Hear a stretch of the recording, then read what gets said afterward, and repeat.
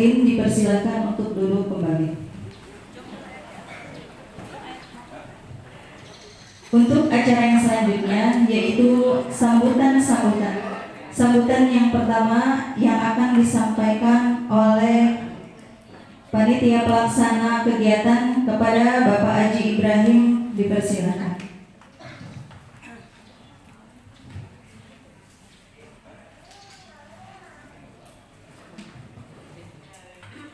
Saya ucapkan Assalamualaikum warahmatullahi wabarakatuh. Selamat pagi. Kurang kompak. Iya. Selamat pagi. Pagi. Luar biasa. Beri tepukan buat kita semua. Dia semangat. Ya. Yang saya hormati Bapak Kepala Desa Cidokom, Bapak Said Saputra SD, selaku penanggung jawab penggunaan anggaran di Desa Cidokom, beserta Ibu Ketua TPPKK, Ibu Pak Rida, selaku Bunda Paut. Nah, ini Bunda Paut, Ibu Ketua TPPKK. Nah, ini berarti anaknya Bunda Paut, ya, yang hadir, ya. Ibu Dr. Cici Muniarsi MPD selaku narasumber pada kesempatan hari ini di kegiatan pagi ini beserta ibunya, ibunda yang anterin ya dari jam 8 luar biasa sudah hadir di Desa Cidokom ya. Sekali lagi kasih tepuk tangan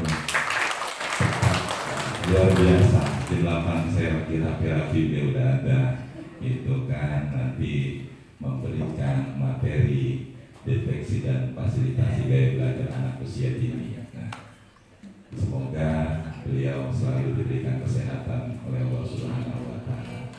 Yang saya hormati Ketua BPD Desa Cidokom, Bapak Ustadz Misar Kurniawan SPDI.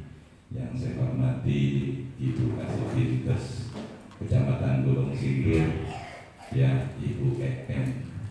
Ya, kemarin hadir, ya, sekarang hadir, malam hadir ya, nggak usah pulang, gitu, ya. Pokoknya betah kalau di Cidokom ya, luar biasa. Penata acara yang saya cintai, ya, ini saya cintai. Yang saya banggakan seluruh para dewan guru yang hadir, baik PAUD dan TK beserta kepala sekolah yang hadir pada pagi hari ini.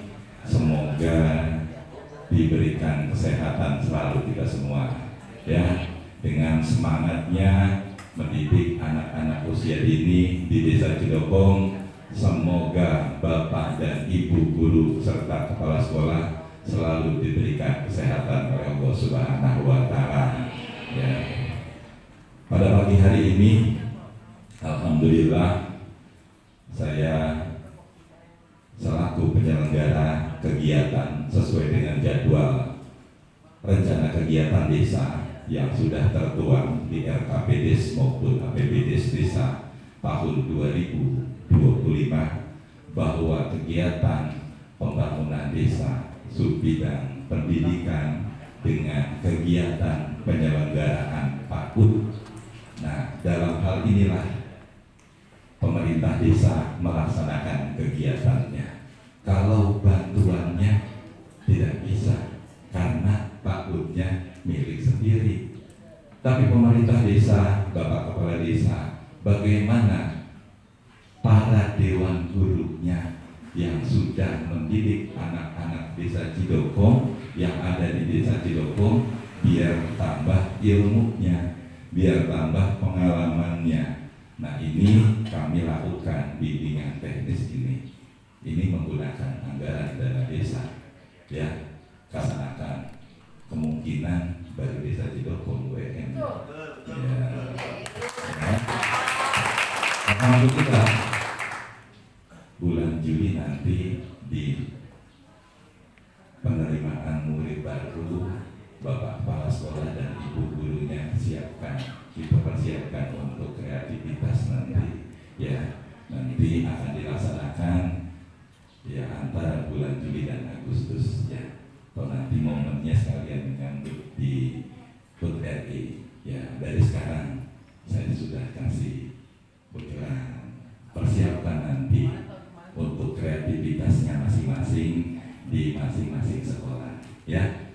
Alhamdulillah ini berjalan tahun yang kelima. Semoga ini menjadi kegiatan dan agenda yang memang sangat membantu bidang pembangunan untuk generasi desa Cidokom yang akan datang, diawali daripada anak usia dini. Oleh karena itu saya harapkan ucapan terima kasih kepada para guru-gurunya yang luar biasa, yang kalau saya tanya gajinya berapa, 1 juta katanya, ya kan? Apa itu? Sabar, jujur, dan tawakal. Ya alhamdulillah, dengan itu nanti niat keikhlasan kita, niat untuk membangun desa, insya Allah akan menambah keberkahan. Ya, saya minta ya untuk pagi hari ini menambah semangat. Desa Cidokom bersama membangun desa. Ulangi lagi, ya. Desa Cidokom bersama membangun desa. Oh ya, terima kasih. Terima kasih juga nih rekan saya Pak Adnan ya, dari UT Universitas. Nanti dia akan yang Universitas terbuka, nanti akan sosialisasi, tapi di akhir acara yang mungkin nanti saya kasih waktu ya. Semoga pada hari ini ilmu yang diberikan nanti oleh Ibu Cici Nuniarsi, Ibu Doktor ini luar biasa, dengan tema deteksi dan fasilitasi galai belajar anak usia dini. Pasti ibu guru udah paham ya, tapi nanti saya minta jangan ke anaknya, tapi ke gurunya. Nanti ibu yang punya peran. Bagaimana sih mendeteksi gurunya? Kan gitu, ibu yang punya tahu. Makanya saya ucapkan terima kasih dan mohon maaf bila dari pelayanan dan tempat kurang memadai, khususnya para dewan guru yang sudah diundang pada hari ini. Saya coba tes konsentrasi. Tuh, coba. Yang kalau di sekolah kayaknya suaranya pada ini kan, pada apa? Pada semangat gitu. Konsentrasi. Konsentrasi dimulai. Kalau saya bilang duduk siap, kakinya gitu ya. Oke? Iya, nggak apa-apa kan kita mendeteksi gurunya dulu nih. Beliau deteksi anak muridnya. Ya pemerintah desa dan narasumber nanti deteksi gurunya. Konsentrasi. Konsentrasi dimulai. Duduk siap. Duduk siap. Duduk siap. Kurang kuat. Harus mana Pak Guru? Ya. Konsentrasi. Duduk siap. Duduk siap. Duduk. Belum siap. Terima kasih buat kita semua yang sudah datang. Wassalamualaikum warahmatullahi wabarakatuh.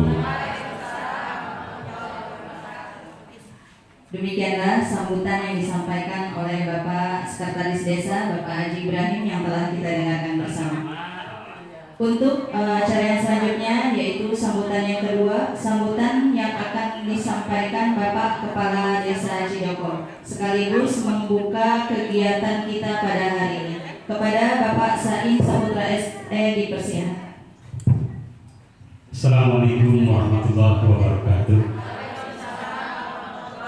Alhamdulillah, bismillah, alhamdulillah, wassalatu wassalamu ala rasulillah sayyidina nabiyina Muhammad. Puji dan syukur yang bersama-sama kita panjatkan kepada Allah Subhanahu wa Ta'ala. Di pagi hari yang penuh berkah ini sama-sama kita dapat berkumpul dalam bersilaturahmi dalam rangka bimbingan teknis Guru Paus Desa Cidokom dengan tema deteksi dan fasilitasi gaya hidup, gaya belajar anak usia dini. Mudah-mudahan melalui acara ini Bapak dan Ibu Guru PAUD dapat menambah wawasan dan ilmu yang mudah-mudahan dapat disampaikan kepada anak-anak kita di sekolahnya masing-masing. Salam dan salam semoga selalu tercurah limpahkan kepada Pak Balang yang mulia pula disampaikan kepada ahli keluarganya, para sahabatnya, para pengikut dan umat, insyaallah termasuk kita ada di dalamnya.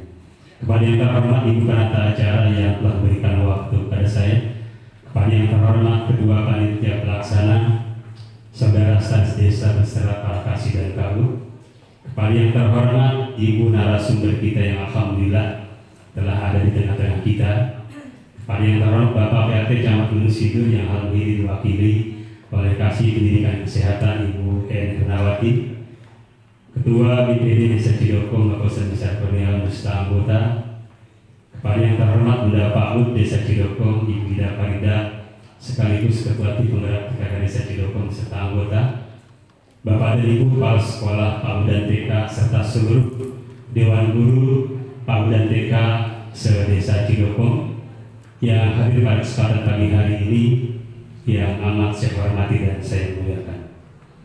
Alhamdulillah wa syukurillah wa nikmatillah. Ucapan terima kasih yang sebesar-besarnya kepada seluruh tamu undangan yang sudah hadir dalam acara pada hari ini. Semoga acara ini senantiasa mendapatkan ridho dan berkah Allah Subhanahu wa taala. Perlu kami sampaikan begitu padat kegiatan di Desa Cidokong. Kemarin kegiatan parenting bagi kader posyandu dan PKK desa. Hari ini kegiatan bimbingan teknis bagi guru PAUD se-Desa Cidokong. Nanti malam dan hari ini pun ada kegiatan di lapangan Batu Tapak, yaitu kegiatan Parada Qasidah, Marawis dan Hadroh, dilanjutkan nanti malam pawai obor dalam rangka menyambut tahun baru Hijriah 1 Muharram 1447 Hijriah. Hari Minggu dilanjutkan dengan kuat ta'aruf MTQ tingkat kecamatan ditempatkan di pusatkan Kecamatan Gunung Sindur. Hari Seninnya kegiatan MTQ tingkat kecamatan tuan rumah Desa Cidokong. Luar biasa. Ya, mohon doanya dari rangkaian kegiatan yang dilaksanakan semoga berjalan dengan baik dan lancar. Perlu saya sampaikan bahwa kegiatan ini semata-mata bagaimana kebersamaan dan diketahui oleh seluruh lapisan masyarakat agar dapat mengikuti, berkontribusi dalam mengikuti kegiatan-kegiatan yang ada. Hari ini kegiatan bimbingan teknis guru PAUD se-Desa Cidokong, apa yang disampaikan oleh panitia, kami pemerintah desa selalu mengagendakan kegiatan ini sebagai bentuk ajang silaturahmi dan juga menambah wawasan dan pengetahuan dari Bapak dan Ibu guru yang ada di Desa Cidokong sebagai bentuk kepedulian kami pemerintah desa kepada lembaga pendidikan PAUD dan TK yang ada di Desa Cidokong. Mudah-mudahan acara ini menjadi agenda rutin pemerintah Desa Cidokong agar silaturahmi dapat terjalin melalui kegiatan bimbingan teknis. Saya yakin dan percaya Bapak dan Ibu guru sudah cukup ilmunya. Namun saya yakin dan percaya bagi orang yang berilmu selalu harus kurang terus ilmunya. Mudah-mudahan dengan bimbingan teknis ini dapat bermanfaat bagi kita semua. Bapak dan Ibu tamu undangan yang saya hormati, saya tidak banyak menyampaikan karena sudah ditunggu Bu En untuk membuka acara Parada Qasidah Maris dan Habah di lapangan Batu Tapak. Hari ini dengan mengucapkan Bismillahirrahmanirrahim, kegiatan bimbingan teknis guru PAUD se-Desa Cidokong resmi saya buka. Demikian yang dapat saya sampaikan, lebih kurangnya mohon maaf. Bila itu wal hidayah. Wassalamualaikum warahmatullahi wabarakatuh. Demikianlah sambutan yang telah kita dengarkan bersama yang disampaikan oleh Bapak Kepala Desa Cidokong. Untuk sambutan yang selanjutnya yaitu sambutan yang akan disampaikan oleh Bapak Ketua BPD Desa Cidokong. Bapak Sekretaris Desa selaku pelaksana kegiatan BIMTEK Guru PAUD pada hari ini, yang terhormat Ibu Kasih Pendidikan dan Kesehatan Kecamatan Gunung Sindur, udah lama lagi baik, selalu lagi Ibu En beserta rekan, bawa rekan Bu sendiri bawa Dan yang saya hormati, yang saya banggakan, yang muliakan Ibu Dr. Cici Parmida. Oh bukan? Oh iya.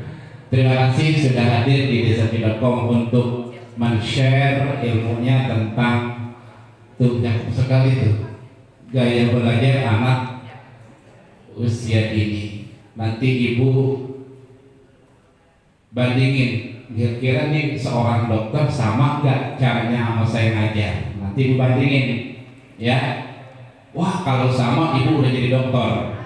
Nah, tapi jangan-jangan salah semua ya. Jadi kita kenali gaya anak usia dini itu seperti apa belajarnya. Tentu Ibu sudah piawai ya menghadapi anak-anak PAUD itu seperti apa. Jadi intinya guru PAUD itu kalau udah di kelas udah jadi apa?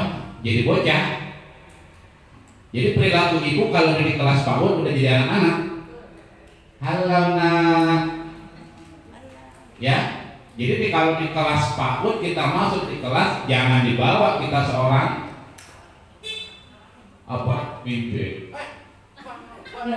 Nggak bisa kalau mau begitu ya. Sebandel apapun, senakal apapun anak PAUD itu, saya pun ngajari dia nanti Ibu ya. Ini apa namanya?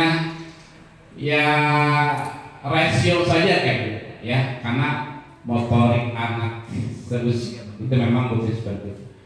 Dan yang saya hormati seluruh perangkat staf pemerintahan Desa Cidokong, Bapak Ibu Kepala dan Guru PAUD Desa Cidokong, alhamdulillah terima kasih yang sudah memenuhi undangan pemerintah desa dalam rangka upaya untuk terus meningkatkan pendidikan dari usia awal hingga jenjang selanjutnya. Mudah-mudahan waktu, pikiran, tenaga yang selama ini kita curahkan untuk membina, mendidik, menggembleng anak-anak kita senantiasa Allah yang akan berikan balasannya, walaupun gajinya kurang.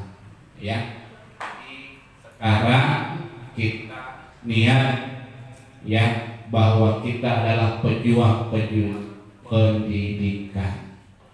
Baik, yang selanjutnya karena 5 menit kemarin kita sudah dengan Bu EM dari kecamatan diundang juga ibu-ibu.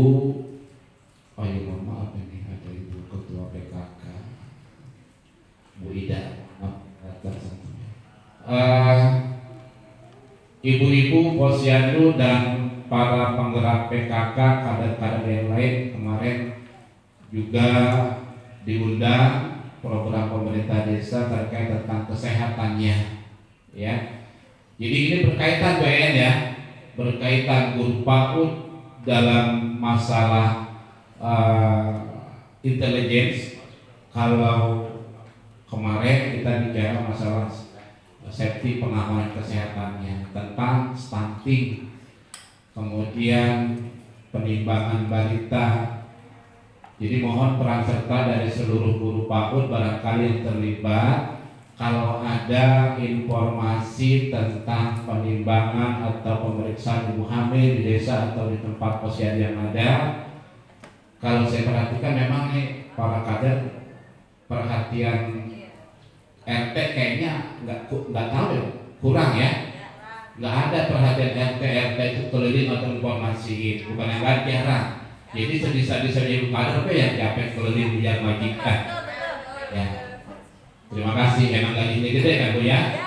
Iya. Berapa? 1 juta. Iya. Dan hari ini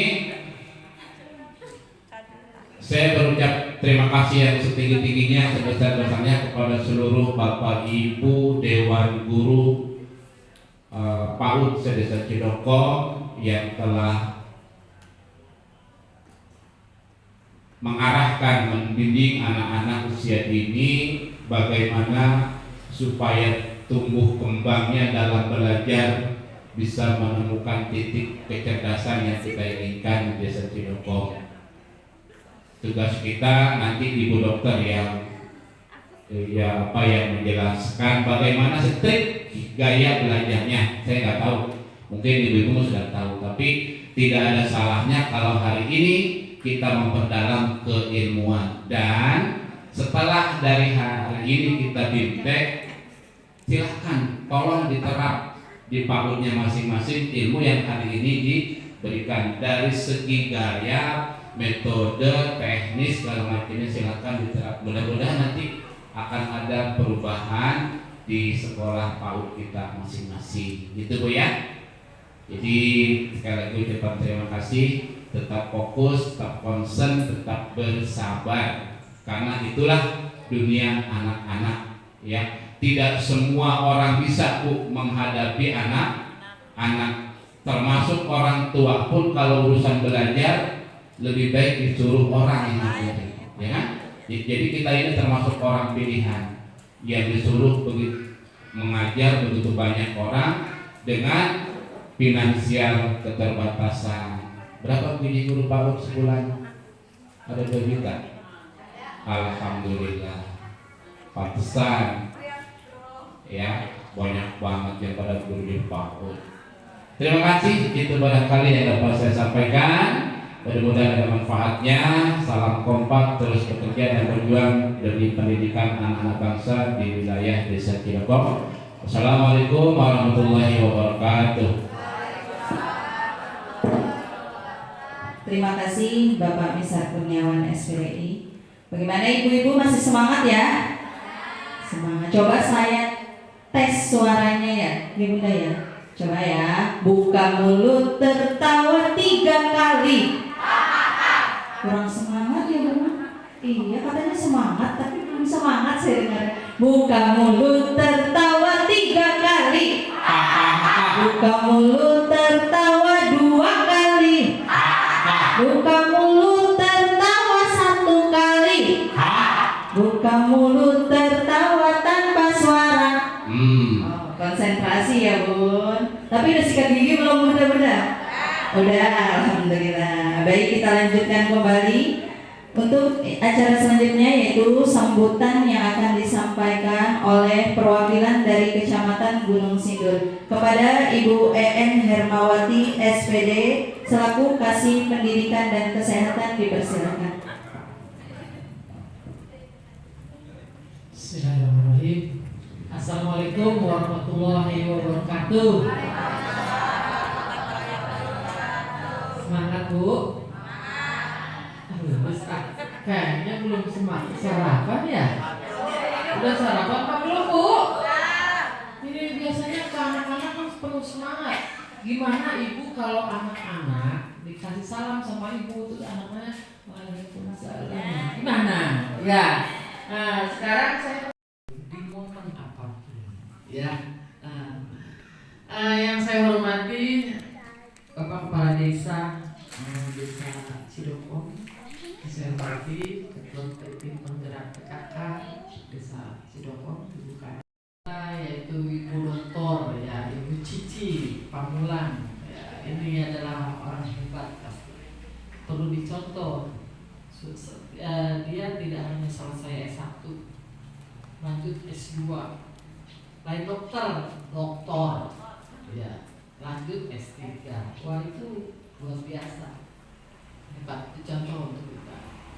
Biasanya S1 kita hanya puas dengan S1 saja, S2 malas, udah repot, padahal pendidikan mas panjang hayat ya Bu ya.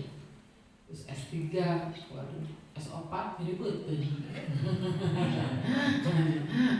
Nggak mau S2, S4 takut sakit perut katanya gitu ya. Padahal itu ya S3 ya, akhir S3 itu. Dan tak lupa yang saya cintai, yang saya banggakan, ibu-ibu yang hadir di sini, guru-guru PAUD dan kepala sekolah PAUD maupun TK yang ada di Desa Cidokom, yang jumlahnya ada 9 kalau nggak salah ya. Betul ya Bu? 9 PAUD. Ini hanya Desa Cidokom. Kalau sekecamatan wow ada 68 PAUD. 89. Wow, nambah terus ya kayak jamur ya. Oh, 89 ya. Saya hanya izin operasionalnya. Berarti belum terdetek ya. Data Pak Budaya sekarang udah 89. Datanya harus ada ya. Ibu Dea ada pasti, cuman saya lupa gitu ya. Berarti bagus Ibu ngecek saya, berarti salah itu memang harus dibetulkan ya. Puji syukur kehadirat Allah Subhanahu wa taala mana pada pagi hari ini, pagi menjelang siang ini kita bisa berkumpul bersama di momen yang paling berharga ini, momen yang paling penting ini ya, yaitu bagaimana kita problemnya, skill dalam karakternya, cerdas dalam karakter, itu yang penting. Pintar secara akademik itu tidak penting, hanya ada di nilai di rapor. Tapi kalau cerdas secara karakter, secara akhlak mulia, itu yang utama. Bentuklah, karena kita sekarang bersaing dengan gadget, bersaing dengan itu. Dimana anak-anak sampai nangis kalau nggak dikasih ini. Pengalaman Bu, cucu saya pulang ke rumah HP, bukannya rindu sama nenek, tapi rindunya sama ini. Karena itu saya rubah, nangis darah saya. Tapi biasakan tidak diberikan. Kalau sudah terbiasa menangis bagaimanapun tidak diberikan, itu tidak akan. Besoknya tidak nangis lagi karena dia tak akan tahu, tidak akan dikasih. Biasakan dan dampingi ibu dampingi mereka selama belajar. Jadi tidak dibiarkan ya. Dampingi itu, berikan edukasi kepada orang tua murid ya, agar selalu mendampingi mereka. Jadi mendidik anak itu tidak hanya pada guru, tetapi orang tua lah yang paling utama. Itu saja mungkin Pak, itu udah kedip-kedip aja Bu, jangan lama-lama. Ya walaupun kalau saya udah itu pegang mic kan udah lupa dah. Apalagi kalau sudah dengan guru-guru, wah saya ingin bernostalgia. Semangat ya, semangat ibu-ibu. Semoga ibu mendapatkan ilmu yang bermanfaat dari Ibu Cici nanti. Wabillahi taufiq wal hidayah. Wassalamualaikum warahmatullahi wabarakatuh. Terima kasih Ibu EN atas sambutan serta motivasinya yang luar biasa ya. Pengalamannya sudah mendaki gunung, melewati lembah seperti ninja Hattori, Masya Allah, luar biasa.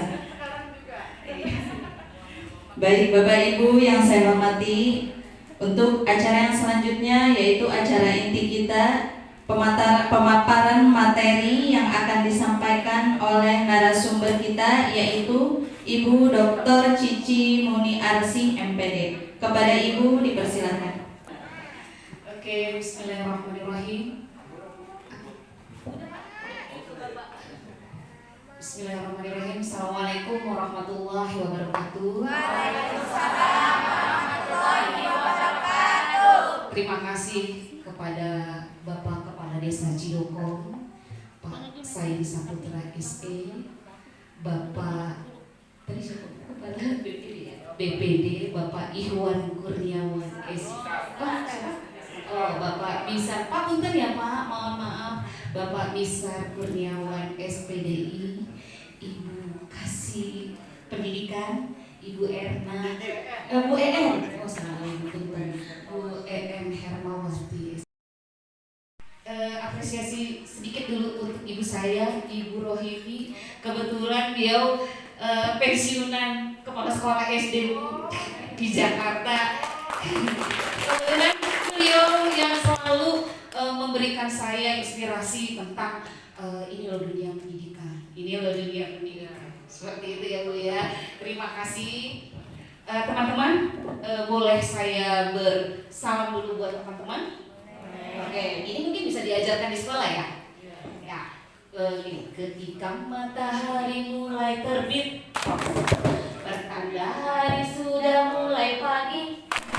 Burung-burung cecuit, ayam-ayam petok-petok, bebek-bebek bergembira, wek-wek-wek, bebek-bebek menari-nari, wek-wek-wek.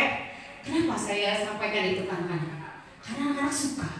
Dan itu ada di dalam kehidupannya, kayak burung-burung, ya kan, di lingkungannya, ya kan, ada ayam petok-petok, bebek-bebek menari-nari. Mungkin yang sudah ketemu sama saya Ini mesti lagunya itu dulu ya. Oke, ya ketika kita mulai ya. Ketika matahari mulai terbit, pertanda hari sudah mulai pagi. Burung-burung cici cuit, ayam-ayam ketok-ketok, bebek-bebek bergembira, bebek-bebek menari-nari, wek. Saya itu diajarkan ya. Oke. Selanjutnya salam kedua. Saya mau kasih tahu juga ke teman-teman supaya ini bisa diajarkan ya. Karena ini bahasa. Halo, apa kabar kawan? Apa kau baik-baik saja? Tepuk tangan, hentak kaki, putar-putar, yuk kita salaman. Setiap hari Senin, kan baru ketemu lagi ya. Itu boleh diajarkan kan? Tujuannya apa? Tujuannya bagaimana mereka merasa bahwa sekolah adalah bagian dari aktivitas belajarnya sehari-hari, gitu ya. Jadi anak itu merasa semangat. Halo, apa kabar kawan? Boleh tuh gurunya menyambut ya. Apa kau baik-baik saja? Tepuk tangan, hentak kaki, putar-putar, yuk kita salaman. Ajarkan salaman kepadanya. Seperti itu kan? Itulah teman-teman cara saya menyampaikan ketika saya membuka materi. Baik, materinya sudah ada? Oke. Ya, terima kasih Pak. Bapak siapa? Suci. Ya, terima kasih ya Pak. Punten Ibu. Saya di sini tidak menggurui ya. Sekali lagi saya di sini tidak menggurui, tapi saya ingin berbagi. Umar bin Khattab pernah berkata, Bu, ilmu Sayyidina Umar bin Khattab pernah berkata, ilmu itu ada 3 tahapan. Ketika seseorang ada di tahap pertama, dia mendapat ilmu, dia sudah merasa puas, berarti dia masih ada di tahap pertama. Tapi ketika dia masuk ke tahap kedua, dia tahu apa yang diajarkannya itu dia salah, dia akan perbaiki. Maka tumbuhlah kebijaksanaan dalam dirinya untuk mengakui bahwa kemarin saya salah dan saya siap memperbaiki. Dia bilang. Dan yang ketiga, ketika orang itu semakin belajar, semakin memperbaiki, semakin terus memperbaiki, dia merasa ilmu yang dia punya itu tidak ada apa-apanya. Artinya apa? Semakin orang banyak berilmu, semakin orang merasa kurang. Ilmu yang saya punya itu gak ada apa-apanya dibandingin butiran, kita tuh seperti butiran pasir di tengah lautan. Jadi seperti itu ya Bu. Sayyidina Umar bin Khattab mengatakan 3 tahapan orang berilmu. Nah makanya di sini saya mohon kepada teman-teman mungkin kepala sekolah atau guru-guru atau pemilik sekolah atau yayasan di sini, ayo kita kosongkan gelas yang kita punya supaya kita bisa mengisinya dengan ilmu-ilmu yang bermanfaat. Gitu ya. Kalau kita sama-sama mengosongkan, kita kosongin sama-sama ilmu yang kita sudah punya, kita bisa menerima ilmu baru itu dengan hati yang terbuka. Oke, baik. Gaya belajar anak. Saya nggak pengen ya Bu ya. Saya di sini mau menjelaskan materi, tapi materinya menguap begitu saja. Pulang dari sini teman-teman nggak ada oleh-oleh yang bisa teman-teman terapkan di sekolah. Saya pengen saya berbagi di sini. Ya, saya balik lagi sekali lagi, saya tidak menggurui, tapi saya ingin berbagi. Oke, next slide bisa dilihat ya. Oke. Undang-Undang Nomor 22 Tahun 2013 menjelaskan tentang pembelajaran berdiferensiasi. Tapi baru terrealisasinya di kurikulum nasional, kurikulum merdeka, gitu ya. Itu baru terrealisasi. Apa sih pembelajaran berdiferensiasi? Pembelajaran sesuai dengan karakter anak yang tadi seperti Bu En sampaikan, dengan individu anak, dengan gaya belajar anak. Seorang guru harus tahu gaya belajar anak supaya ketika ada permasalahan dengan anak itu gampang menanganinya. Oke, setiap anak itu unik, ya. Kalau saya bilang, Bu, saya pernah diprotes, Bu, sama dosen saya. Saya bilang setiap anak berkebutuhan khusus. Oh, dosen saya marah. Gak bisa, karena kebutuhan khusus itu buat anak spesial nih. Enggak, saya bilang setiap orang berkebutuhan khusus karena kebutuhannya berbeda-beda. Jadi berbeda-beda sesuai dengan gayanya dia dalam menangkap informasi. Jadi saya bilang berkebutuhan khusus. Ya, tapi balik lagi, itu kita kembalikan. Jadi kita ambil benang merahnya bahwa setiap anak itu unik dan setiap anak memiliki gaya belajar. Oke ya, gaya belajar ada 3 hal penting yang harus ibu harus lihat. Kenapa sih? Ya Bu, ibu tadi saya lupa namanya ibu ketua PKK ibu ya, ibu PAUD. Langsung, kenapa kita harus paham dengan gaya belajar? Kenapa? Satu, supaya kita tahu individu ini karakternya seperti apa. Setelah itu, kita tahu individu ini siap atau enggak untuk belajar. Nah, kemudian kita tahu permasalahan-permasalahan yang harus ditangani sesuai gaya belajarnya. Nah, itu ya. Ibu kan juga tanya dong, Bu, gaya belajar apa sih? Gaya belajar adalah gaya yang paling disukai oleh seorang anak untuk mendapatkan informasi. Itu ya. Gaya belajar itu ada 4 menurut planning ya Bu. Ada visual, auditory, read and write, dan kinesthetic. Visual itu apa? Visual itu apa Bu? Gaya visual itu adalah gaya belajar melalui apa Bu? Pengamatan mata. Allah menciptakan manusia itu unik. Ada orang yang dikasih kekuatan dominan pada mata, makanya dia masuk ke dalam orang visual. Kenapa? Karena orang visual dia bisa melihat hal-hal yang detail yang tidak kita pikirkan. Contoh, ibu ngajar, jilbab ibu miring, anak visual, ibu jilbabnya miring, itu anak visual. Paham Bu? Ibu guru itu kok jilbabnya belum digosok ya? Itu anak visual. Ya, kenapa? Karena dia diberi sama Allah kekuatan mata untuk apa Bu? Dominan, dia melihat secara keseluruhan, detail. Orang visual. Nah, apalagi anak visual itu cepat melihat hal-hal yang beda dari apa yang dia tangkap.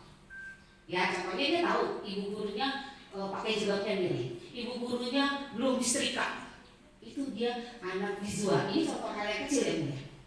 Oke, kalau anak auditori itu anak yang apa Bu? Yang dominan untuk mendengarkan. Mendengarkan jangan marah kalau anak itu kelihatannya nggak memperhatikan ibu guru. Dia begini, kenapa? Karena kupingnya atau telinganya ya, dia majukan ke depan untuk menangkap informasi yang dia dengar. Itu anak auditori. Ada guru yang kamu nggak memperhatikan ibu ya ketika ibu mengajar. Itu salah. Kenapa? Dia memperhatikan, cuman gaya belajar dia adalah dominan. Gaya pendengaran dia lebih dominan. Anak verbal biasanya senang diceritakan. Coba ketika ibu bercerita nih ya, ibu kan sering kan mengadakan kumpul dengan anak dalam lingkaran. Kalau kita bilang BCC ya, Beyond Circle Time, ya Bu ya. Ya, Beyond Circle Time. Kita kan suka berkeliling, ya. Nah, kita duduk di tengah-tengah membacakan buku cerita. Ketika ibu pancing ada anak untuk bercerita ulang, dia bisa menceritakan detail dari awal sampai akhir tanpa salah. Udah pasti kan itu anak auditor. Ada nggak Bu? Ketika diceritakan anaknya yang nampaknya sepotong-sepotong ketika ibu uji? Ada. Tapi kalau anak auditori itu ketika ibu ceritakan dia bisa menangkap ya seisi cerita yang ibu bacakan tadi dari awal sampai akhir. Dia bisa menjelaskan lagi. Itu anak auditori. Paham ibu ya? Nah, sekarang bagaimana kalau anak yang read write, menulis dan membaca? Anak read write itu senang dia dengan menulis, senang mewarnai tulisan-tulisan itu dengan warna-warni. Ya, read write ya, dia senang menulis. Oke. Nah, dia memiliki keinginan untuk menuliskan sesuatu apa yang ada dalam hatinya dalam bentuk tulisan. Entah dia menulis di mading, entah dia menulis dalam diary, entah dia menulis dalam sebuah artikel ya. Itu biasanya orang yang dia dominan untuk read write. Read write. Read itu membaca, write itu menulis. Ya. Kemudian anak yang anak yang dominan untuk read and write, dia selalu membuat perencanaan.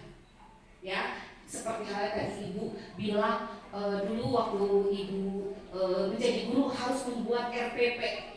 Itu dalam rangka memodernisasi semua itu ya Bu ya, semua kemampuan. Jadi read write-nya dapet, visualnya dapet, auditorinya dapet, karena di situ ada rancangan-rancangan pembelajaran yang semua gaya belajar anak itu harus terfasilitasi. Nah seperti itu. Nah kemudian ada lagi kinestetik. Kinestetik tahu Bu? Anak kinestetik? Sekali jalan 3 kali goyang. Sekali jalan 3 kali goyang. Artinya apa? Gak bisa diam. Semua ketika ibu guru mengeluarkan media-media pembelajaran dia pengen pegang. Dia pengen eksplorasi. Dia pengen ibu ini apa? Semua dipegangin dilihat. Gimana caranya? Itu anak kinestetik. Anak kinestetik. Tidak, kita nggak boleh melabeli mereka dengan kata nakal. Kenapa? Karena gaya belajar dia seperti itu anak kinestetik. Bukan berarti dia nakal, kamu nakal ya, semua dipegangin. Aduh, guru mengajar ini, bentar, sabar. Gitu. Tapi anak kinestetik adalah anak yang memang dia pengen semuanya eksplorasi dipegang dengan cara menyentuh. Itu anak kinestetik. Dia bergerak mulai dari ujung rambut sampai kakinya. Semua dia eksplorasi. Itu anak kinestetik. Ya, jadi kita harus tahu, gaya belajar anak kinestetik begini ya. Gitu ya Bu ya. Nah, jadi 4 gaya belajar ini yang sebenarnya harus Bu? Diketahui oleh guru PAUD. Tujuannya apa? Supaya ibu tahu, gaya belajar anak ini saya berkomunikasinya harus seperti ini. Ya kan? Saya harus memfasilitasi belajarnya dengan cara ini. Gaya belajar auditori, saya berarti harus menyiapkan lagu-lagu atau cerita-cerita yang menarik. Nggak hanya cuma anak auditori aja ya, tapi semua anak lain juga bisa. Nah, tapi kita di sini belajar mendeteksi gaya belajar anak. Tujuannya apa? Untuk mengapresiasi semua. Kita mengapresiasi kok, kalian semua anak hebat. Kalian semua anak pintar. Kalian semua anak keren. Kenapa? Karena ibu sudah tahu bagaimana menangani gaya belajar anak, menangani permasalahan anak sesuai gaya belajarnya.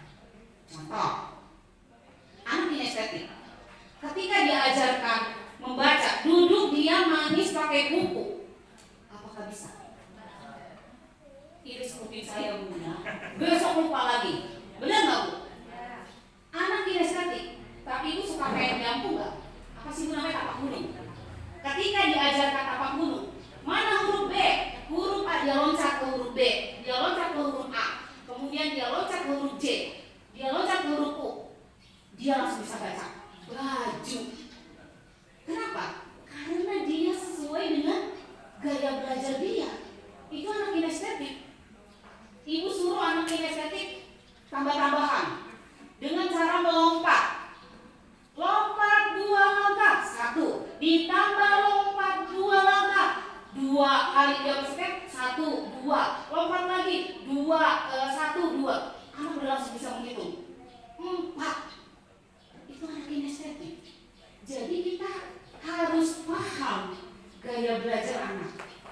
Akan terbuang energi ibu kalau ibu menyamaratakan semua pembelajaran di dalam kelas. Ibu capek sendiri. Kenapa? Ya karena gak pas sesuai dengan gaya belajar anak. Ya kan? Tadi saya sudah sampaikan, setiap orang bisa belajar dan setiap orang gak sama cara belajarnya. Karena setiap orang adalah unik. Oke, sampai sini ada pertanyaan sebelum saya lanjut? Ada pertanyaan? Enggak? Silakan. Supaya iya santai, benar Bu En. Bu En sesuai dengan pengalamannya, Bu En bercerita bagaimana menjadi guru yang inovatif. Jadi teman-teman manfaatkan hari ini, silahkan bertanya. Kalau ada kendalanya apa? Coba. Mangga silakan Ibu. Silakan Ibu. Ya, atau silakan. Dengan Ibu siapa? Dari TK mana atau dari PAUD mana? Assalamualaikum Bu. Ya, waalaikumsalam. Saya Noviliana dari PAUD Umu Fikri. Oke. Ya, saya ingin bertanya Bu, ada salah satu siswa dari kami yang memiliki sangat aktif luar biasa dan juga imajinasinya itu sangat luar biasa. Kadang kita sangat ini dengan keimajinasian dia, daya hayalnya yang suka dipikirkan oleh kami gitu. Nah, kalau seperti itu siswa kami itu termasuk bagaimana dan bagaimana cara menangani siswa yang memiliki daya imajinasinya yang di luar nalar. Terima kasih Ibu. Baik, dengan Ibu siapa? Ibu Novi. Oh, Ibu Novi. Terima kasih Ibu Novi atas pertanyaannya. Pertanyaannya bagus ya teman-teman. Kita kasih tepuk tangan dulu ya buat Ibu Novi. Nah, Ibu Novi bertanya, ada anak murid saya memiliki imajinasi yang tinggi, terus juga aktif. Ya, saya bilang anak itu memiliki lebih dari satu gaya belajar. Orang yang berimajinasi, dia melihat sesuatu, visioner, berarti dia masuk gaya dominannya visual. Dia berimajinasinya tentang imajinasi ini karena dia melihat. Ya, ini sekarang kalau kita bisa lihat screen time ya, waktu anak di depan layar itu banyak. Jadi informasi dia yang didapat itu anak itu menjelajah, ya artinya dia berimajinasinya karena apa yang dia lihat visual dan dia praktekkan ke dalam kinestetiknya. Nah, kinestetiknya ini loh yang kadang kita sebagai orang tua atau guru kurang bijaksana dalam menilai dia, menilainya ya. Artinya anak nggak bisa diem, ya kan ya Bu ya, dia nggak bisa diem karena dia berimajinasi dari apa yang dia lihat, dia rekam di long term memorinya nih, ya memori jangka panjangnya dia, kemudian dia menjelajah terus bervisual, ya dia jadi dia apa Bu? Dia berimajinasi. Itu karena screen time coba besok ditanya ya, screen time dia dengan gadget, screen time dia dengan TV lebih banyak dari waktu bermain dia di luar, benar nggak? Benar nggak Bu? Coba, bagaimana cara menanganinya? Pelan-pelan Ibu. Kalau screen time anak yang tadi seperti Bu Erna ceritakan, anak itu menangis, marah ketika HP-nya diambil dari orang tuanya.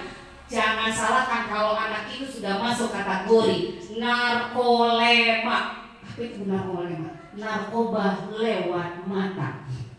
Kenapa saya bilang narkoba lewat mata? Ibu lihat orang narkoba ketika tidak menemukan obat, apa yang dia lakukan? Tantung, menyakiti dirinya. Itu kan Bu? Apa bedanya dengan anak? Sama. time anak, waktu anak bersentuhan dengan gadget, bersentuhan dengan TV atau media-media sosial lainnya, entah dia lihat dari YouTube, entah dia lihat dari Instagram atau apa ya, mungkin kalau Instagram belum ya, cuma dari YouTube. Nah, screen time-nya lebih banyak. Akhirnya dia menjelajah, visual dia berimajinasi, dan dia kemudian apa Bu? Dia implementasikan dalam gerakan-gerakan, ya kan? Imajinasi, contohnya, oh saya mau jadi Ninja Hattori, gitu ya Bu ya. Mau jadi Ninja Hattori, mau jadi pahlawan apa Bu? Ya kan? Nah, karena dia berimajinasi. Karena memang dunia anak itu dunia bermain imajinasi. Nah, bermain yang memang dia memanipulatif visualnya dia ke dalam gerakan-gerakan kinestetik. Bahkan ada anak yang tiba-tiba dia tonjok temannya di sekolah. Kenapa? Karena kayak dia lihat visualnya. Nah, tugas kita ngerem itu. Gak boleh ya, stop ya. Tugas kita sebagai guru dan orang tua. Sebenarnya Bu, Ibu Ketua PKK, saya tuh pengennya ada orang tua. Ada orang tua di sini. Kenapa? Karena pengasuhan anak ya, baik kesehatan, baik pendidikan, nggak bisa semata-mata diserahkan ke sekolah. Karena sekolah bukan laundry, masuk kotor keluar bersih. Sekolah bukan laundry. Anak, nih ya, saya bayar ya, bayar nih ke sekolah. Tolong didik anak saya bisa baca tulis untuk masuk SD. Tanpa kerjasama sama orang tua, nggak akan berhasil. Kenapa? Karena di sekolah efektifnya berapa jam? 2 jam. 15 menit pertama anak oke lah, dia serius belajar sama kita. Setelah itu dia ngapain? Main. Karena dunia anak dunia bermain, kita harus paham di situ. Jadi teman Bu Kades punten, Bu Ketua PKK punten, Pak Haji punten, tahun kalau besok berikutnya panggil orang tuanya ikut supaya bisa pengasuhan bersama. Visi misi dan visi misi sekolah sama dengan visi misi di rumah. Gak bisa serahin semuanya ke sekolah, gak adil. Kenapa? Karena di sekolah cuma 2 jam efektif, sisanya di rumah.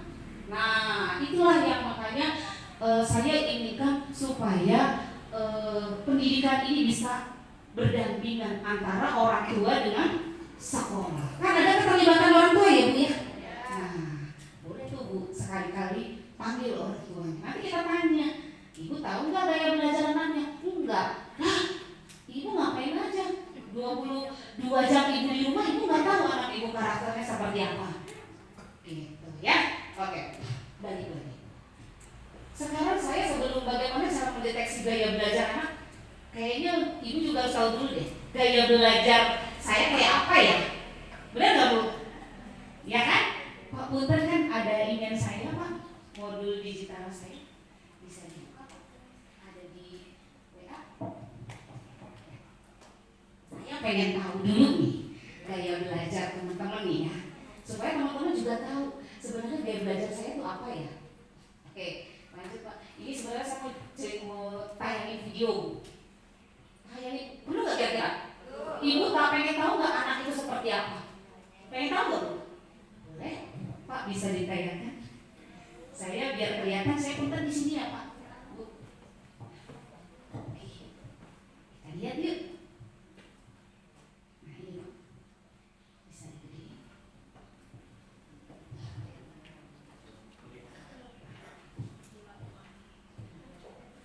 Sebentar ya teman-teman. Nah, boleh digedekan Pak ya. Coba teman-teman lihat. Ada yang sudah pernah lihat video ini sebelumnya? Oke, kita lihat sama-sama ya. Apa sih ini? Kita kan mau tahu ya anak kita gimana ya. Anak kita siapa ya? Ini apa? Ledakan sperma di dalam apa? saluran, belum sampai ke rahim, ya, saluran itu miliaran sperma. Coba, perjalanannya jauh ternyata. Ini bukan pornografi ya, tapi ini ilmu ya. Coba ini. Dari jumlahnya miliaran jadi berapa? Jutaan. Dari jutaan jadi puluhan, ratusan dulu ya. Dari ratusan puluhan, bahkan satuan. Ada ekornya ya, Bu, karena mereka berenang. Coba. Ibu lihat, perjalanannya jauh. Mana sisa telurnya? Belum ketemu juga. Nah, dia dari saluran tuba Fallopi kemana, Bu? Ke rahim. Nah, ini mau masuk ke rahim, Ibu. Coba kita lihat. Karena sel telurnya sudah ada di dalam rahim. Oke. Jumlahnya sudah mulai sedikit ya, Bu ya. Kemana mereka, Bu? Yang jumlahnya miliaran. Mati. Oke. Mati ya, Bu ya. Karena tidak kuat gitu sampai mereka bertemu dengan sel telur. Mana ya sel telurnya ya? Kok lama banget itu perjalanannya? Coba. Ini ada apa sel darah ya, Bu ya? Coba. Nah, mulai kelihatan ini, mulai kelihatan. Perjalanan mereka tinggal berapa Bu? Puluhan ya. Mana ya? Nggak ketemu ya? Ini dia sel telur. Besar ya, Bu ya? Sel telur perempuan bisa diklik, Pak. Klik. Nah, sel telur ternyata besar. Sebenarnya kecil sekali. Tapi dia bisa decision maker. Nih, penentu perempuan atau laki-laki. Ya kan, Bu? Oke, lanjut Pak. Itu sel telurnya sudah mulai kelihatan. Nanti kalau saya nggak puas saya bayar, bentar ya. Lihat, ada yang mau masuk. Coba, mau masuk? Dia ngeluarin apa dulu? Bau khasnya sperma sebagai pelumas ketika dia mau masuk. Nih, dia ngeluarin ini.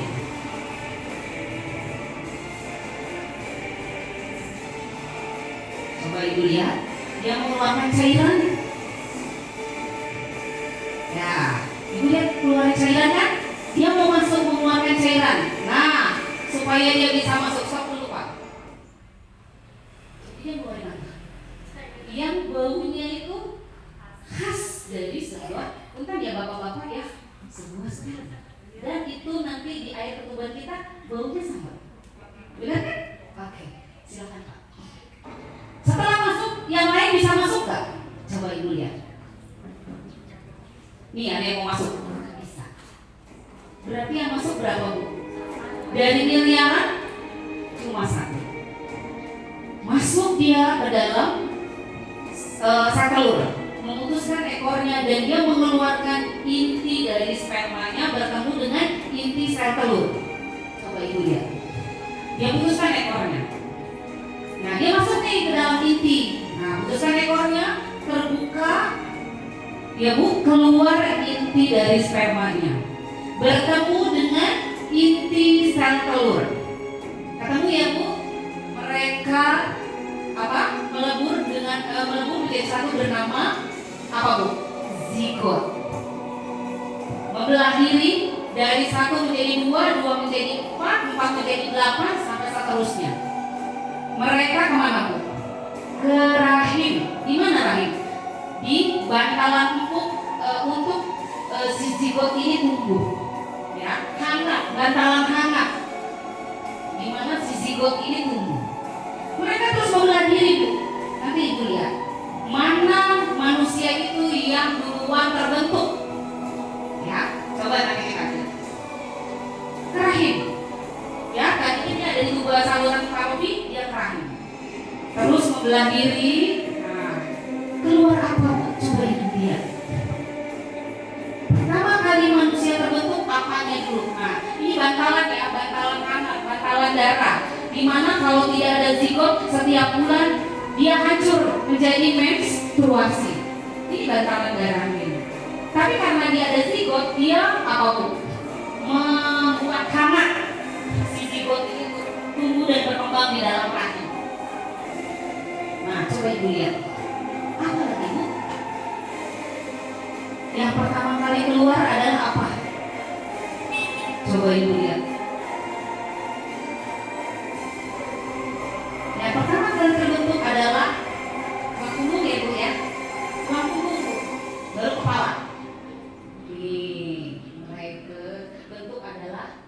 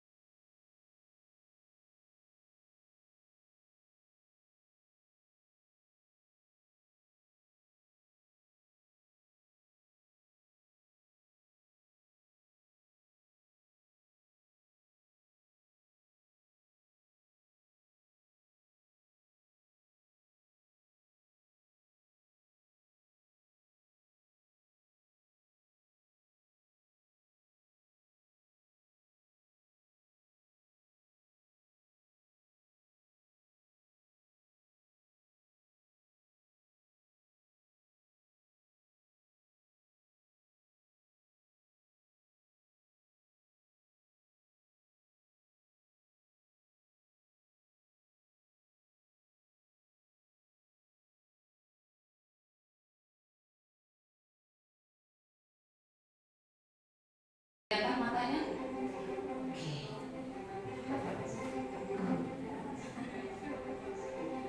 Semua kelihatan matanya. Kaki keluar. Ya, keluar kaki. Hidungnya nih bu ya, bapak bisa berhenti? Ini hidung. Hidungnya tadinya di samping. Lubang dua matanya juga semua di samping. Kemudian dia berkembang ke depan. Lihat matanya dulu. Kayak gini ya. Bibirnya juga sama. Bibirnya mulai dari samping ke depan. Semuanya dari samping. Oke. Bentar Pak.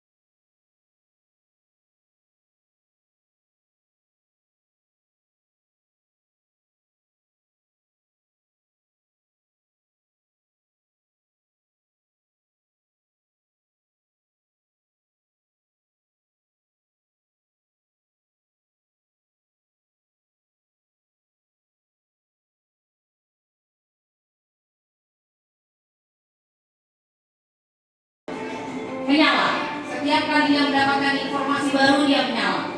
Coba itu dia. Dia bergerak. Oke, lihat. Ada lampu.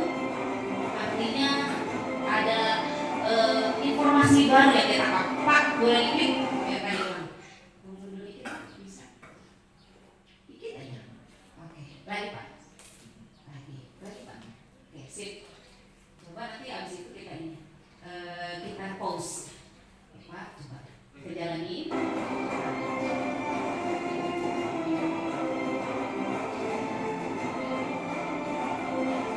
Stop. Coba Ibu lihat, ada belahan otak. Ini belahan otak ya Bu ya. Otak kanan dan otak kiri. Otak kanan isinya apa? Otak kanan isinya itu semua yang serba bergembira. Warna, tertawa, bernyanyi, bahagia, itu isi otak kanan. Otak kiri otak yang untuk mengingat, menimbang, menyelesaikan permasalahan atau ini itu isi otak kiri. Mengingat ya, menyelesaikan permasalahan itu isi otak kiri.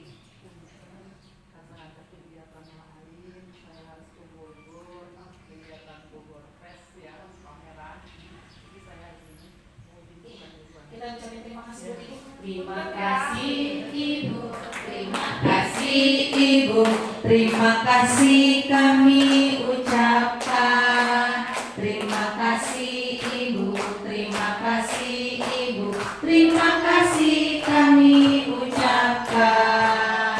Salam, salam, terimalah salam dari kami yang ingin maju bersama-sama.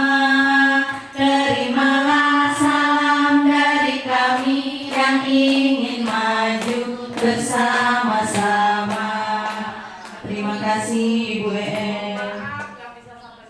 Iya, iya. Terima kasih Ibu. Semangat Ibu ya. Ya, semangat. Masih semangat ini Ibu?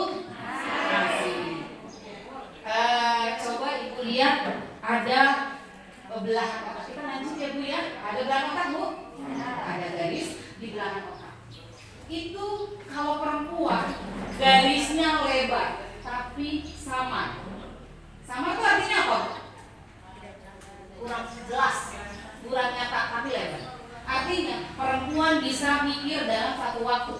Bisa sambil ngegendong anak, bisa sambil nyuci, pencet mesin cuci, sambil ngegoreng, sambil ngepel. Dia perempuan bisa melakukan satu kegiatan dalam satu waktu. Itu perempuan, ya, perempuan. Tapi perempuan kurang tepat dalam apa Bu? Kurang tepat dalam menentukan apa? Menentukan sesuatu. Kenapa? Karena emosi yang dipakai. 90% pakainya perasaan, sisa 10% pakainya pikiran. Benar Bu? Gimana aja dulu nih urusan belakangan itu perempuan. Benar ya Bu ya? Kalau laki-laki garisnya tipis tapi tegas. Artinya laki-laki fokus, ya fokus. Laki-laki nggak bisa ngerjain semuanya itu berbarengan. Dia fokus tapi dia penentu. Decision makernya adalah laki-laki. Penentu. Dia menentukan sudah sesuatu hal yang dipikirkan beribu-ribu kali, kelebihan dan kekurangan. Itu laki-laki. Makanya kita tebak di sini, bayinya perempuan atau laki-laki? Laki-laki atau perempuan? Laki-laki. Nanti kita buktikan ya, benar nggak laki-laki? Oke.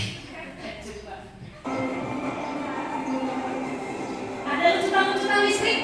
Artinya dia mendengar, merasa, dan dia mendapatkan informasi baru sebaliknya. Kalau letusan listriknya terlalu banyak dan menyala isi otaknya, banyak stimulasi yang dilakukan oleh orang tuanya. Orang tuanya ngajarin nyanyi, ngajarin mengaji, ngajarin bercerita. Itu semua di dalam kandungan. Lihat, nggak gelap ya Bu? Bisa pos Pak? Bagaimana dengan anak yang tidak distimulasi? Apalagi kelahirannya tidak diinginkan. Gelap. Yang ada apa? Mandi air mata. Kenapa? Ya dia tidak distimulasi, bahkan kehadirannya pun tidak diinginkan. Ya, waktu itu saya pernah nonton video, saya lupa ya, saya cari semalam sampai jam 2, nggak ada videonya. Anak yang di dalam kandungan ketika ingin diaborsi, ketakutannya luar biasa karena pengen dia apa? Pengen dibunuh, pengen dibuang. Nah, saya cari videonya next day, kapan-kapan saya cari ya. Itu saya cari sampai jam 2 nggak ketemu, saya pengen kasih tahu ibu. Nah, dia apa bu? Gelap. Ya, sinap tuh ya, bangunan informasi, jembatan informasi.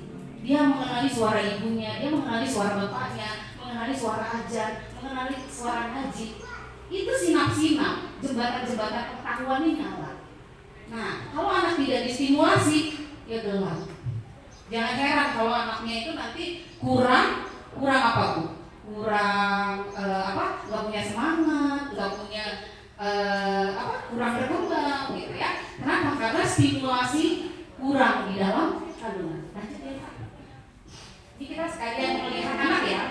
Oke.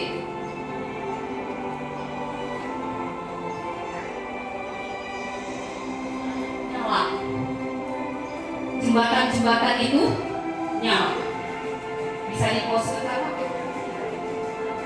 Ketika anak diketak, apa yang terjadi? Jembatan hancur. Ini jembatan informasinya hancur. Ya, ketika anak disakiti, jembatannya lumpuh. Ya, stimulasi itu dari dalam. Ya, bagaimana cara menumbuhkan kembali? Menumbuhkan kembali itu dengan kasih sayang. Nah, seperti itu ya, Bu ya. Jadi dia akan menumbuhkan rasa kasih sayangnya itu yang membangun jembatan-jembatannya itu lagi bernyawa. Oke, lanjut. Ini terang ya Bu ya, termasuk terang gitu, karena jembatan-jembatannya itu saling berkaitan dan menyala. Kayak listrik ya Bu ya. Makanya kalau ada orang yang kurang waras dibilangnya apa Bu? Kurang apa Bu? Kurang nyambung jembatan informasinya. Sudah mulai kelihatan ya Bu ya. Dia sudah mulai apa Bu? Bermain dengan tali. Coba Ibu lihat. Talinya itu dia pengen pegang. Ya. Coba Ibu lihat. Lucu ya? Ini yang ada dalam perut kita ya Bu ya. Lihat perempuan atau laki-laki. Tadi udah kelihatan belum ya?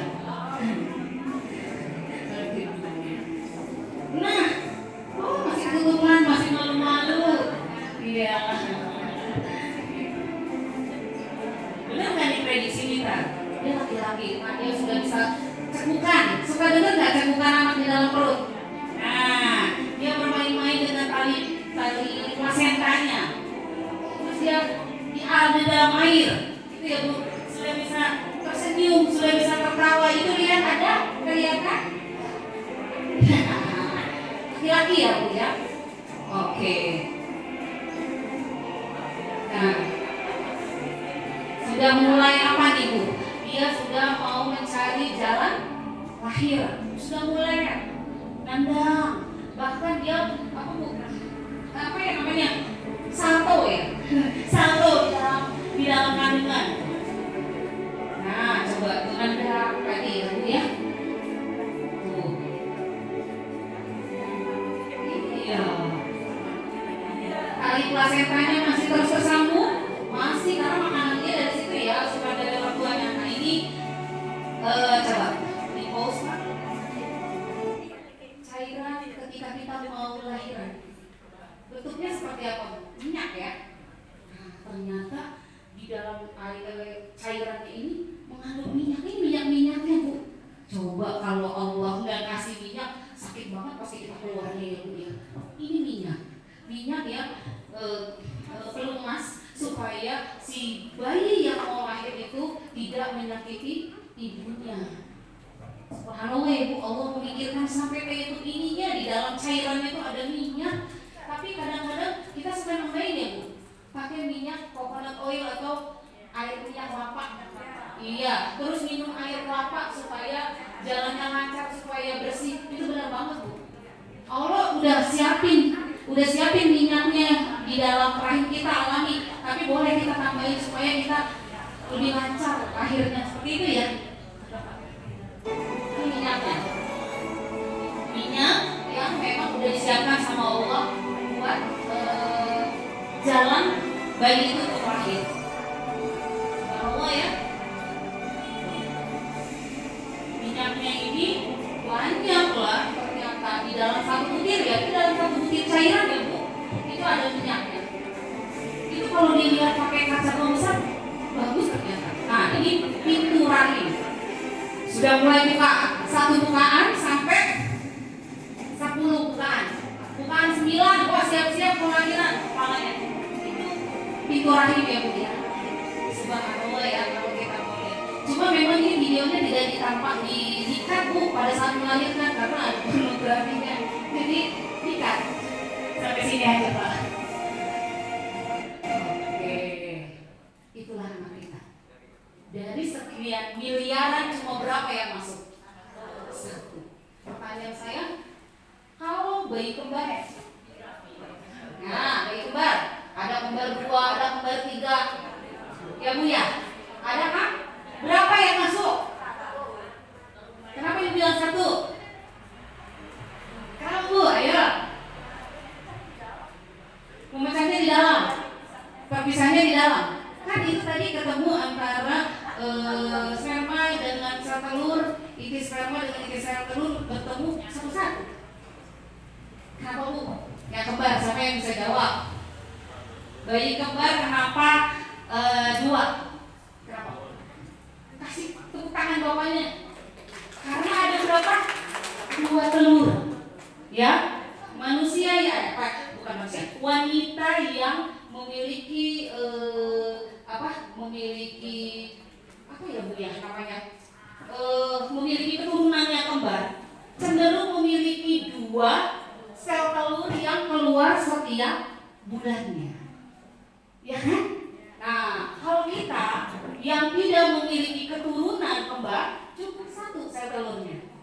Ya, sel telurnya bisa di kiri atau bisa di kanan, setiap bulannya bergantian. Tapi kalau yang kembar, kiri dan kanan setiap bulannya keluar sel telur 2. Bu, bagaimana dengan yang 3? Bisa 2 di kanan, 1 di kiri, atau 2 di kiri, 1 di kanan. Jadi kita tergantung dari faktor genetik. Ya, keturunan. Ada nggak keturunannya dia kembar?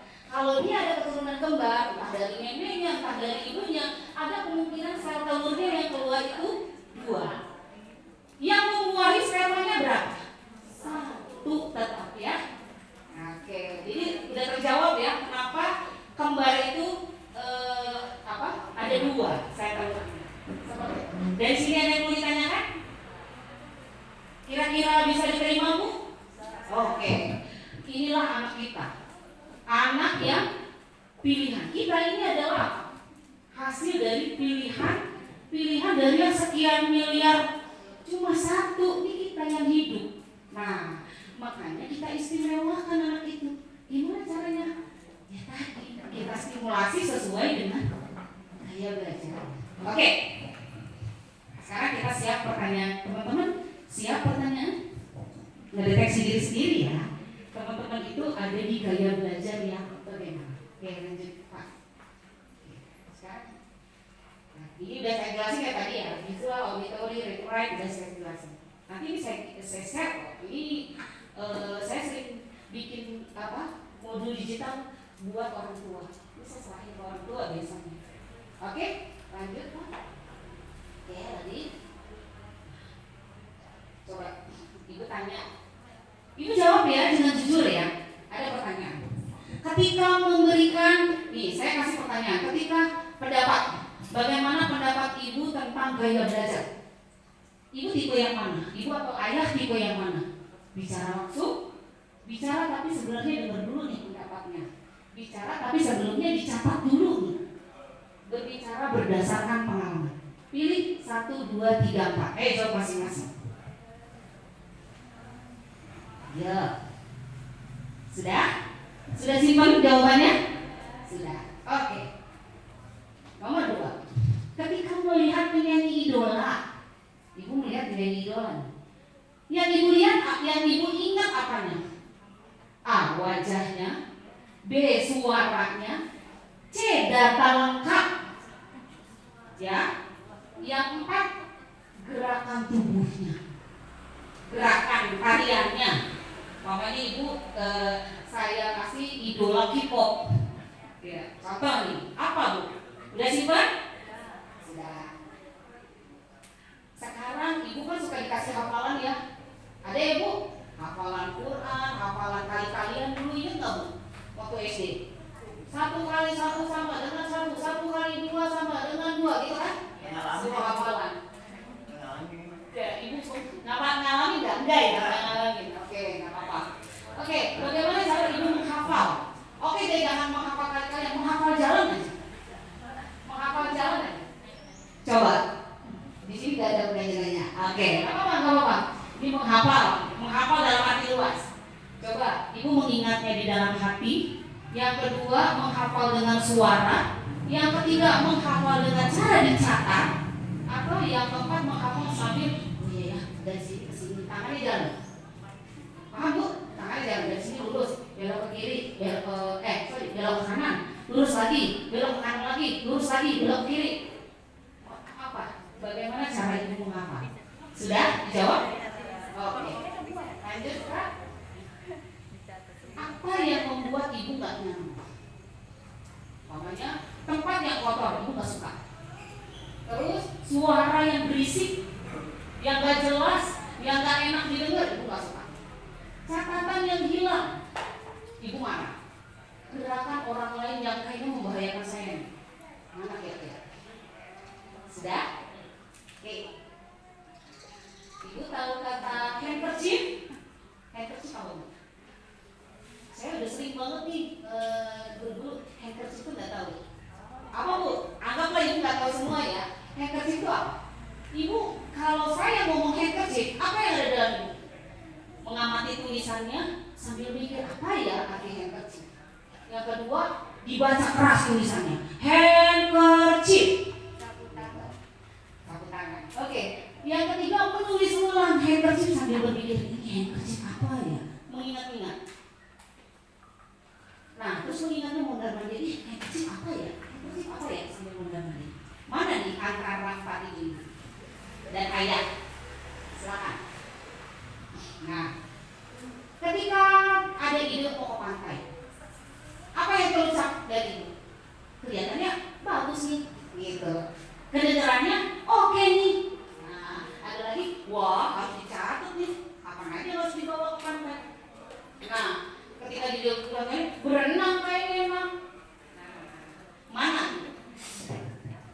Oke? Sudah? Oke. Apa yang paling ibu suka? Foto, musik, buku, olahraga, gerakan, tarian. Apa yang ibu suka? Sudah? Oke, lanjutkan. Nah, ketika baca Al-Quran, ibu ketika baca Al-Quran, ibu amatin apanya? Huruf-hurufnya, cara membacanya, meniru tulisannya, atau menggunakan jari. A'udzubillahi minasy, pakai ini jadinya. Mana? Ibu kalau baca Quran pakai ini kan? Pakai alat tunjuk kan? Ada yang enggak, dia ada ya? Kita ngajarin anak. Oke. Ketika disebut kata pasar, apa yang ibu ingat? Barang apa aja yang ada di pasar. Ibu ingatnya, ini tukang tempe tadi di mana ya? Sebelah mana ya? Tukang ikan tadi sebelah mana ya? Nah, ibu tahu. Nah, terus yang kedua, suara pedagangnya. Lah, bukan ini mah bukan tempe langganan saya. Suaranya bukan begini. Tuh. Terus yang ketiga, daftar belanjaan. Yang penting buat ini. Daftar belanjaan. Terus yang keempat, orang yang mundar-mandir di pasar. Oke. Coba mana yang ibu pilih? 4 ayat selanjutnya. Ketika mau tidur, apa yang penting buat ibu?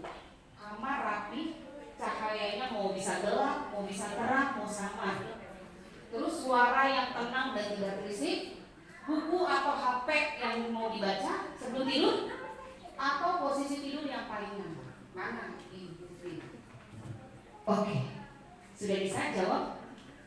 Berarti kalau Ibu banyak jawaban angka 1, Ibu berarti gaya visual. Kalau Ibu banyak angka 2, berarti Ibu gaya belajar auditori. Ya, auditori itu mendengar. Dan dia nggak suka dengan dengar apa yang tidak enak didengar di telinga. Itu anak auditori. Makanya kalau auditori ada apa ya? Kalau nah ada orang naik motor, sekarang ini gitu, berisik gitu kan? Karena auditorinya tidak nyaman, gitu ya. Itu anak auditori. Gaya belajar read write, ya read write, dominan baca tulis. Apa juga dicatat. Mau beli ke warung beli gula kopi, dia nggak hafal kalau nggak dicatat. Ya, mau kemana-mana pakai map, ya, nah itu anak read write. Gaya belajar kinestetik dominan bergerak. Coba sekarang saya tanya, Ibu gaya belajarnya apa Bu? Ibu belum tahu gaya belajar Ibu apa? Ibu lebih dominan kemana? Saya Oke, siapa yang udah ketemu? Mana gaya belajar visual? Kayaknya saya kira-kira visual deh. Ada? Ibu? Gaya belajar visual? Ibu senang mengamati? Hampir senang mengamati. Ibu kalau mengamati sampai detail? Ngeliat foto nih, ada di Instagram. Ini di mana ya dia? Kayaknya saya pernah kesini deh. Itu anak visual. Instagramnya terus nanya deh, ini tempatnya di mana ya? Kok bagus banget? Itu visual. Ya, tapi kalau anak kinestetik di mana Bu? Ih keren nih, aku pernah kesana nih. Wah, terus juga dia melihat lagi nih video-videonya dia udah pernah kesana. Dia explore, jalan videonya. Itu contoh anak kinestetik. Oke, kira-kira Ibu sudah dapat nggak di mana Ibu? Sudah? Ibu udah tahu gaya belajar Ibu masing-masing? Jangan sampai Ibu nggak tahu loh gaya belajar Ibu sendiri. Oh Bu, saya punya gaya belajar lebih dari 1. Boleh. Bu, saya ternyata gaya belajarnya lebih dari 2 atau lebih dari 3, atau saya 4 saja Bu. Bagus. Boleh. Itu tujuannya supaya kita anak itu bisa anak itu bisa masuk di setiap gaya belajar yang Ibu Ibu fasilitasi di kelas. Paham Bu? Jadi bukan berarti Ibu, oh ini gaya belajarnya khusus anak yang visual aja. Enggak. Semua gaya belajar anak harus difasilitasi. Tapi dengan cara ada catatan. Oh, Ali ini kinestetik. Dia senangnya apa Bu? Gerakan. Diajari tepuk hujan, prok matahari, prok bersinar. Air laut yang sampai berapa? Menguap, naik ke awan, awannya keberatan, awannya menangis, turunlah hujan. Ali maksud apa? Kenapa? Ibu mengajarkannya dengan gerakan, atau ibu mengajarkannya dengan tarian. Jadi ketika kita mengajarkan tepuk-tepuk itu, ibu harus amatin. Oh, ini anak kinestetik, catat. Oh, ini anak anak visual. Dia memperhatikan gurunya. Oh, ini anak auditori. Diceritain tentang proses terjadinya hujan, dia bisa ceritain lagi. Nah, itu ya Bu ya. Semua gaya belajar anak harus difasilitasi. Tapi setidaknya ibu harus tahu. Inilah gaya belajarnya. Ada anak yang visual, ada anak yang auditori, read write, atau gaya belajar kinestetik. Oke. Sampai sini ada yang mau ditanyakan? Sudah bosan? Oke. Silakan Pak.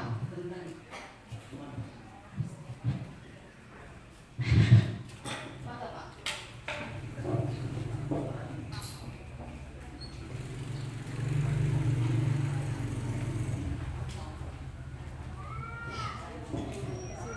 Bismillahirrahmanirrahim. Assalamualaikum warahmatullahi wabarakatuh. Waalaikumsalam warahmatullahi wabarakatuh. Saya kira kalau yang hadir nama saya belum kasih lagi. Dengar nggak Bu? Nah, dangdutnya. Ya. Yang kedua gantengan dikit. Gantengnya tinggal sedikit. Oh, gantengan sedikit, gantengan dikit. Iya. Saya dari Paudul Kolbi, sebenarnya saya sudah fungsi untuk ngajar Bu, benarnya. Tapi kadang-kadang kalau lagi gurunya nggak ada, saya juga ngajar juga. Karena saya ngajar mulai belajar ngajar tahun 79. Terus sampai sekarang masih belajar juga. Dan saya untuk tahun 2015 sebenarnya saya punya murid 31. Pada waktu itu dicetak dulu. Anak saya berisi untuk mengenal warna dengan warna itu. Tapi sebelumnya ketika saya lepit warnanya, saya pada putihnya gitu dengan kertas apa? Nah, origami yang semua saya bagi nanti itu disebutkan. Tapi pada waktu itu belum sampai selesai 30 udah habis dibuang. Ini mungkin benar sekarang. Yang saya pikirkan, yang saya mau tanyakan, untuk anak sekarang itu kan lebih banyak main di HP ya. Bahkan ibunya daripada nangis melulu, ibunya nggak bisa begawe, udah aja dikasih HP. Nah, sedangkan saya karena mengajar mungkin muka saya lebih menarik, terbalik. Muka saya lebih tidak tertarik daripada HP yang dilihat. Iya. Nah, sedangkan kita ini kan kalau dia itu pengennya sih rata-rata, kalau saya pengalaman saya pengennya anak itu melalui visual ya, yang memperhatikan gitu. Sedangkan tadi kita sudah ketahui ada 4 gaya anak yang belajar, yang visual, yang audio, ya. Terus yang ini ada yang ya lain dan ada yang ini cabang itu ya.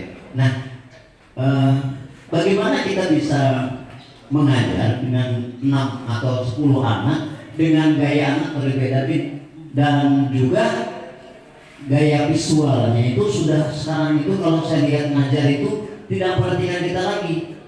Kita mengajar ya matanya ke sono, kemari ke atas gitu. Enggak apa-apa. Saya hanya yang salah atau yang bagaimana, sehingga kita mau konsentrasi juga bingung gitu ya. Jadi anak sekarang itu gitu ya. Kalau dulu saya ngaji ketika jam 7 ngaji sampai jam 9 ngaji itu gak bergerak Bu.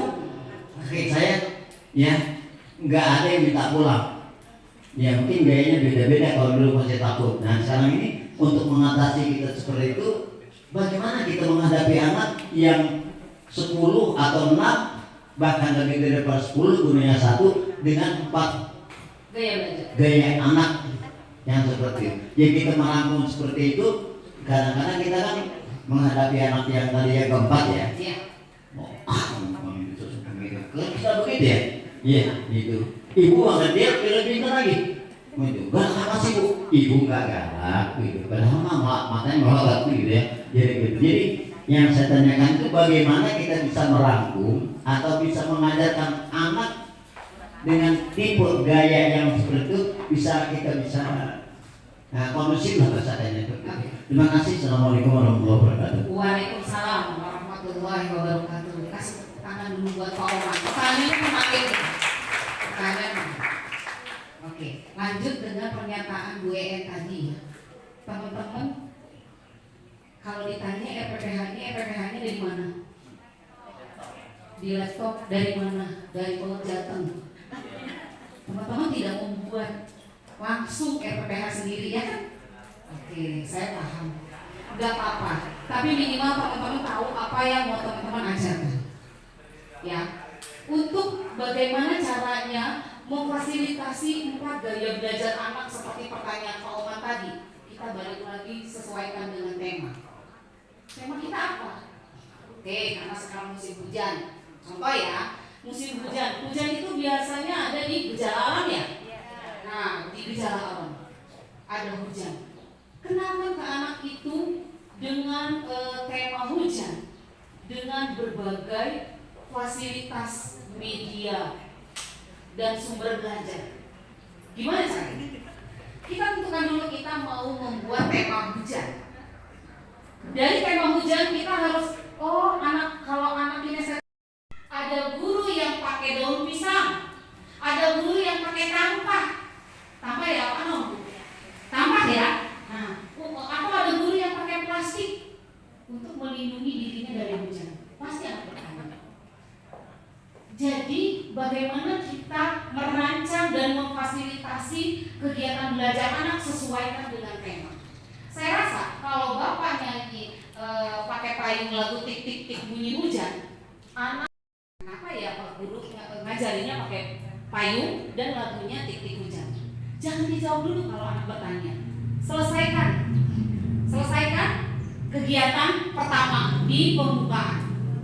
Yuk kita masuk ke kelas sambil nyanyi lagu tik tik tik. Oh, hujan itu ciptaan siapa ya? Ciptaan Allah. Setelah itu, gimana ya kalau doa ketika turun hujan? Silakan ajarkan kepada anak. Pancing anak itu untuk dia mengeluarkan apa yang dia tahu dari informasi sebelumnya. Itu di kegiatan kedua.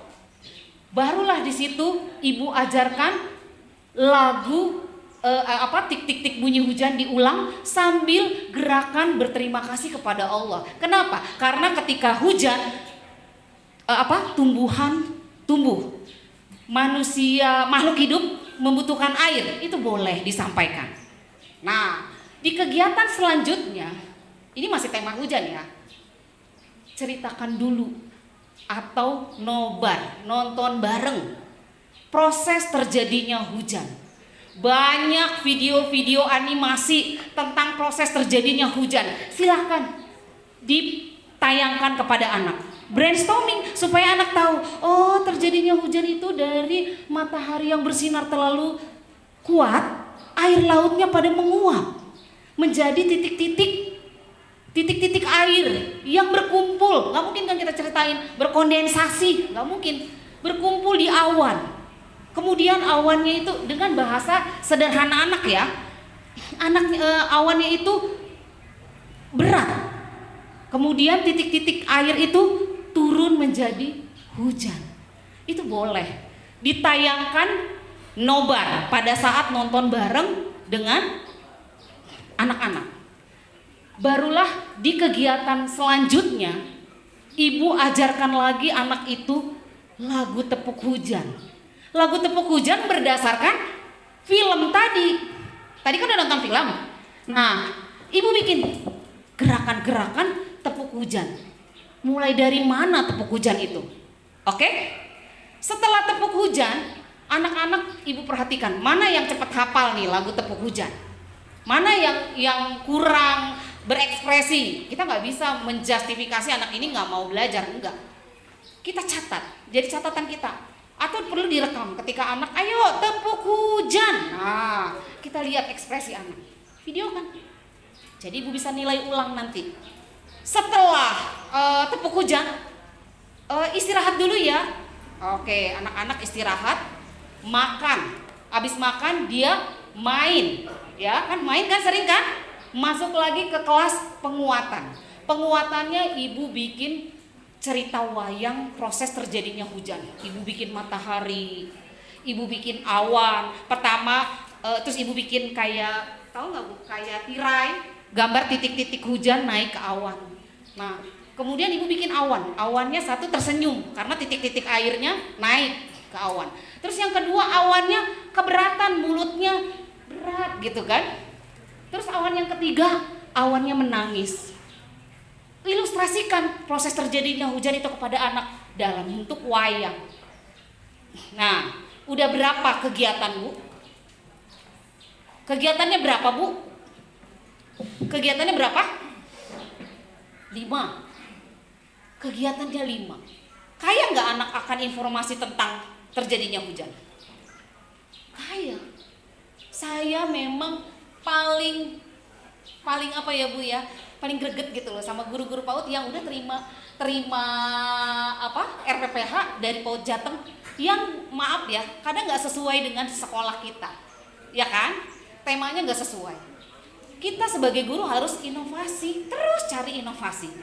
Nah, jadi jangan putus menjelaskan tentang proses terjadinya hujan dari hulu ke hilir.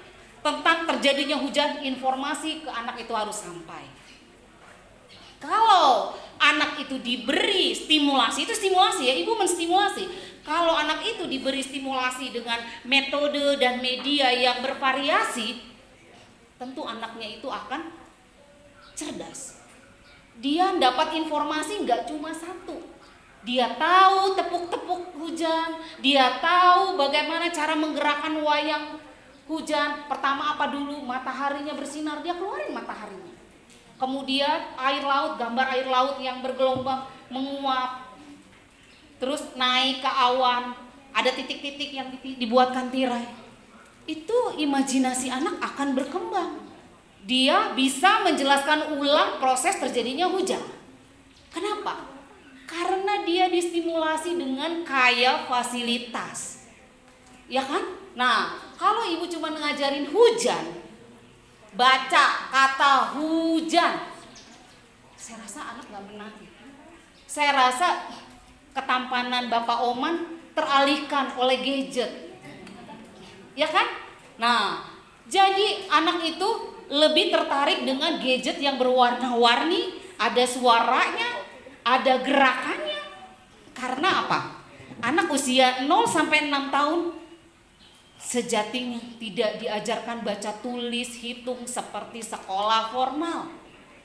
Tapi dia diajarkan karena apa, Bu? Diajarkan dengan hal-hal yang berbau seni, lagu, warna, tari, tertawa, cerita, bahagia. Kenapa?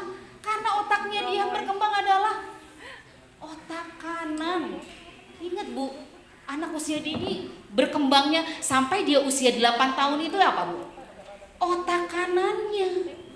Jadi kalau ibu ngajarin secara formal, tangan ke atas, tangan ke samping, tangan ke depan, duduk yang rapi, gak bisa anak usia dini itu. Karena dunia dia dunia bermain. Paham ya teman-teman ya? Jadi jangan salah menstimulasi. Kalau salah menstimulasi, maaf ya, punten sekali lagi, teman-teman melakukan malpraktek. Malpraktek itu akan cacat permanen. Ya kan? Saya belum selesai nih.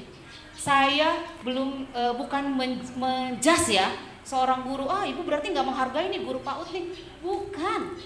Saya menghargai sekali yang guru PAUD itu sudah punya sense of belonging terhadap anak PAUD. Dia dibayar berapapun rela mengajar anak PAUD dengan sepenuh hati.